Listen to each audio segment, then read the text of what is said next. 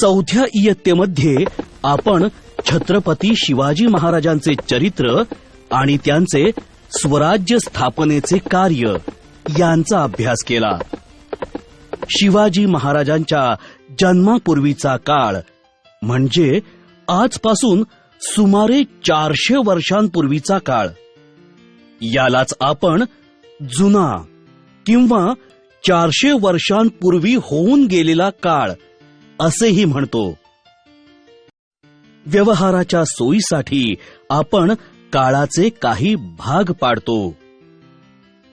आत्ता, थोड्या वेळा पूर्वी, थोड्या वेळा नंतर किंवा आज, काल, उद्या किंवा या वर्षी, गेल्या वर्षी, पुढील वर्षी इत्यादी शब्दप्रयोग करताना आपल्या नकळत आपण मनातल्या मनात काळ मोजत असतो.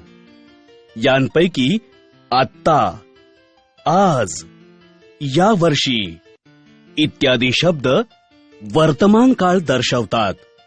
थोड्या वेळापूर्वी, काल, गेल्या वर्षी इत्यादी शब्दांनी भूतकाळ लक्षात येतो. तर थोड्या वेळानंतर, उद्या, पुढील वर्षी इत्यादी शब्द हे भविष्यकाळ दर्शवतात. निघून गेलेला क्षण हा भूतकाळ असतो. आत्ताचा चालू क्षण हा वर्तमान काळ असतो. तर जो येणार आहे तो भविष्यकाळ. उदाहरणार्थ, 10 वर्षांपूर्वी आपला जन्म झाला, हा झाला भूतकाळ. आज आपले वय 10 वर्षे आहे, हा झाला वर्तमान काळ. तर 10 वर्षांनी आपले वय 20 वर्षे असेल, हा झाला भविष्यकाळ.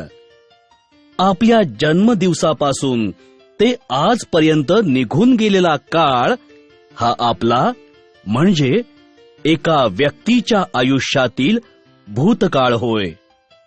भूतकाळात घडलेल्या घटना समजून घेण्याच्या शास्त्राला इतिहास म्हणतात.